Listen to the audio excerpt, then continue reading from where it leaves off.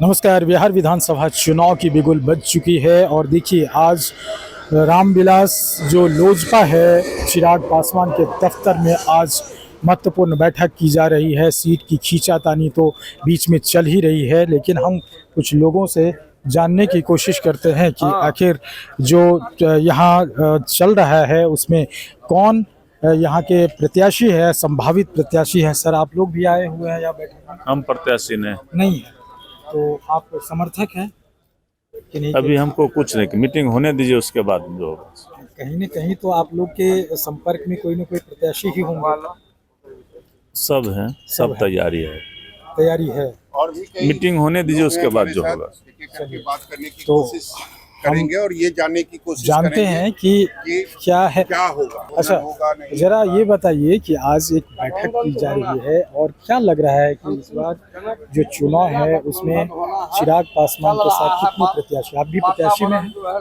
नहीं, तो आप किसी के साथ हैं समर्थक के तौर पर? जी, हम लोग बोलेंगे, बड़े नेता लोग बोलेंगे वो लोग क्या है नहीं बेटा। आप लोग को लग रहा है कि किसका टिकट कटेगा, किसका टिकट बटेगा, ऐसा कुछ? ये सब पे हम लोग क्या बोलेंगे, नहीं बोलेंगे तो कुछ तो समझ में होगा ना, कुछ तो जानकारी होगी जिसके साथ आप आए होंगे। ना कुछ जानकारी। देखिए लोग तो बोलने को नहीं तैयार है, लेकिन देखिए एक और लोग हैं यहाँ। किसके साथ आए हैं, कहाँ से आए हैं सर? हम अलौली से आए हैं, अलौली से विधानसभा से। अच्छा, तो आपके यहाँ से कौन खड़ा हो रहा है रामविलास लोजपा की तरफ से? देखिए, ऐसे वह सीट हमारे सरधेय श्री रामविलास जी का गृह क्षेत्र है। वह सीट पर जो है अधिकार LJPR का बनता है। क्योंकि 2020 में जब हम चुनाव लड़े थे अकेले दम पर, तो वहाँ हमारा 18% वोट हमारा अकेला में।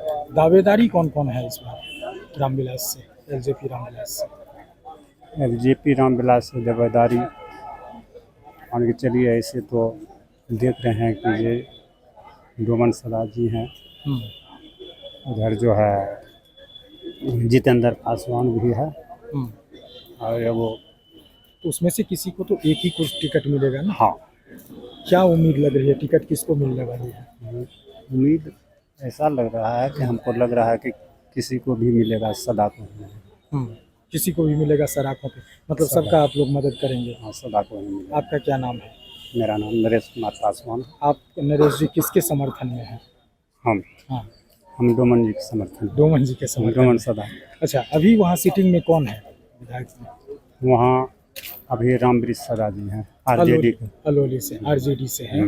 तो क्या लग रहा है कि अभी वहाँ जिस तरह से BJP और LJP में खींचातानी सीटों का चल रहा है, तो चिराग पासवान सीट बंटवारा के लेकर के कंफर्म किया है किसी को? ज़्यादा उम्मीद किसकी लग रही है आपको? ज़्यादा उम्मीद तो LJP को ही लग रही है, LJPR रामविलास जी। और उसमें कैंडिडेट तो बता ही दिए अभी जो है सामने। हाँ, क्या नाम बताए थे उनका? डोमन सदा। डोमन सदा जी। तो डोमन सदा जी को देखिए इस बार मिलने वाला है, और ये देखना है कि जिस तरह से देखा जा रहा है कि इसमें कुछ और लोग हैं। मैडम, आप लोग आए हैं मीटिंग में यहाँ? जी सर। कहाँ से आए हैं? सर, हम अरवल जिला से आए हैं और अरवल विधानसभा के प्रबल दावेदार हैं। आप खुद? जी। क्या बात है, क्या नाम है आपका? मेरा नाम दिव्या भारती हुआ और लोक जनशक्ति पार्टी के प्रदेश प्रवक्ता हूँ, और पिछले 3 साल हम जिला अध्यक्ष के रूप में महिला प्रकोष्ठ के काम किए हैं, और अभी सह में हैं, जैसे प्रदेश प्रवक्ता सह जिला अध्यक्ष हैं। और मेरा कहना ये है कि जो हम जब पार्टी में जुड़े 2022 जनवरी 2022 में जुड़े, हमारे पिताजी जो हैं वो 2002 में ही पार्टी को ज्वाइन किए। वो 23-24 साल पार्टी में अपना समय दिए हैं।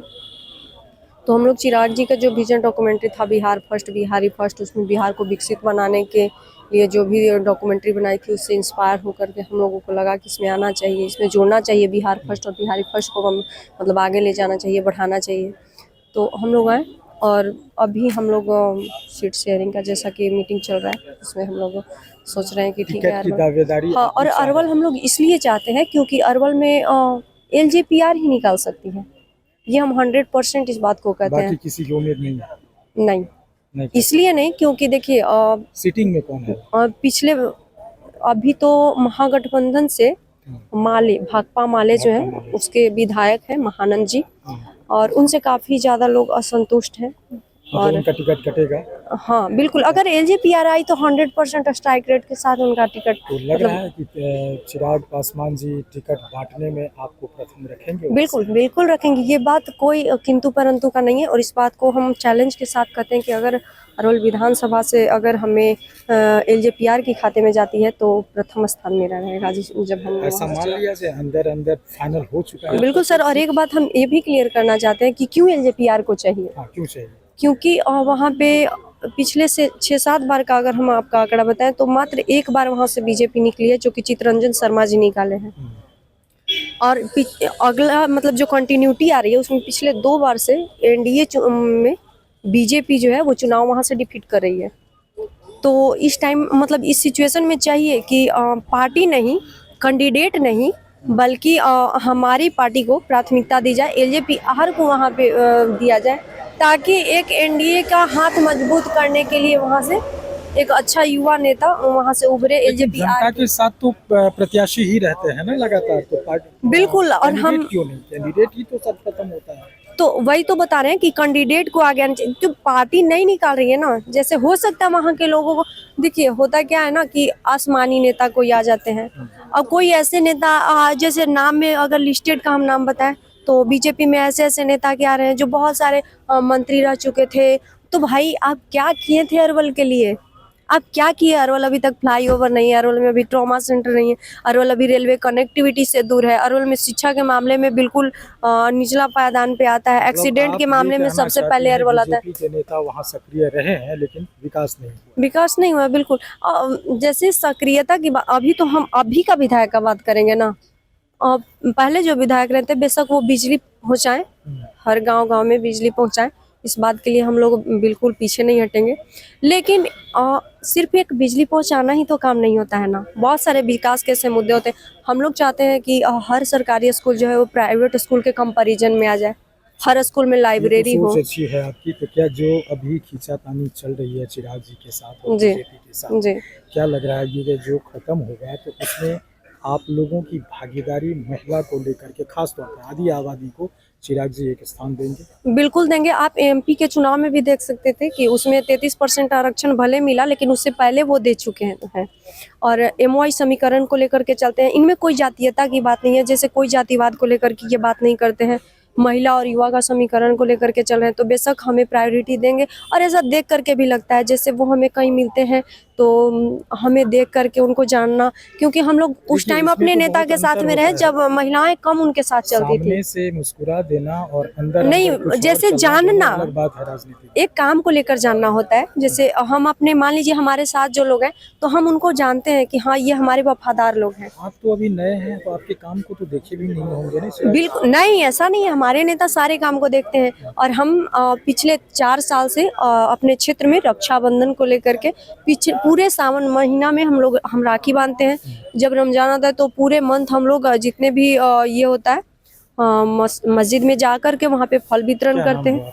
मेरा नाम दिव्या भारती हुआ, लोक जनशक्ति पार्टी के प्रदेश प्रवक्ता। दिव्या भारती हैं और दावेदार हैं, कुछ और लोग हैं, हम जानने की कोशिश करते हैं। यहाँ देखिए तमाम लोग आए हुए हैं और जो खींचातानी चल रही है। आप लोग पार्टी से नहीं आए हैं तो किन्हीं के साथ आए होंगे? नहीं, ऐसे आए कुछ काम से दोस्त लोग को मिलने के लिए। कोई दावेदारी होगी उनकी? नहीं। आप लोग सब साथ में हैं। तो यहाँ जो अभी स्थिति और परिस्थिति है, आप भी इन्हीं के साथ आए हुए हैं।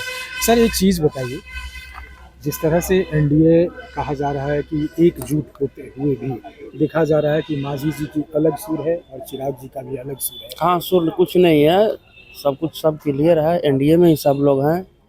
एनडीए को विकास करना है और उस विकास का सबसे बड़े दूरदर्शी नेता सिर्फ अकेला चिराग पासवान है। पूरे बिहार में जितने भी नेता हैं, चाहे कोई पार्टी और कोई जाति का हो, तो अब ये एनडीए में है तो जनता एनडीए की तरफ है। विकास चाहिए, जिसको जात पे वोट देना अपना जात पे देगा, कोई किसी को रोक नहीं रहा है। किसी को विकास पे देना होगा तो विकास पे देने वाला एनडीए को वोट देगा और उसमें सबसे बड़े लीडर इंडस्ट्री के साइड से सिर्फ चिराग पासवान है, कोई नहीं है। मैं अंजनी कुमार शर्मा नाम है। आप भी दावेदार हैं? नहीं, हम दावेदार नहीं, हम बिजनेस लाइन से हैं और उस बिजनेस हमको मालूम था कि यहीं आने के बाद मेरा बढ़ेगा, इसलिए हम इस पार्टी से जुड़े हुए हैं। कहाँ से आए हैं? मैं पालीगंज से आया हूँ, यहीं अरवल में बगल में सुनील यादव के पड़ोसी हूँ।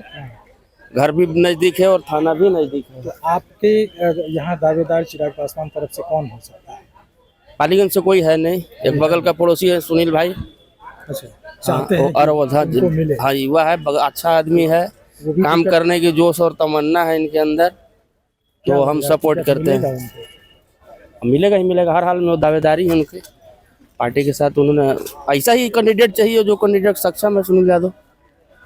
तो देखिए ऐसा ही कैंडिडेट चाहिए। और यहाँ अभी दावेदारी की बात चल रही है, लेकिन अंदर खाने में क्या चल रहा है ये अभी किसी को पता नहीं है। किसका टिकट कटेगा और किस में टिकट बटेगा, ये देखने वाली बात होगी।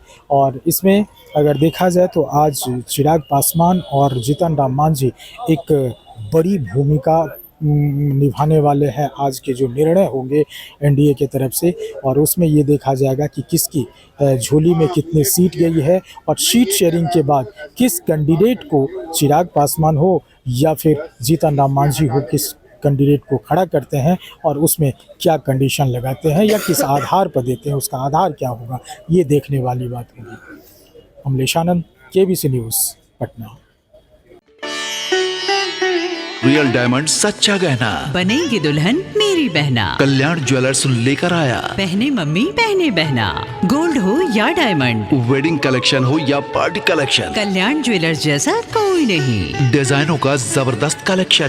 कल्याण ज्वेलर्स शोरूम मिर्चाई बाड़ी कटिहार। अब वसूल होगा आपका पूरा पैसा। नहीं है कोई कल्याण ज्वेलर्स जैसा।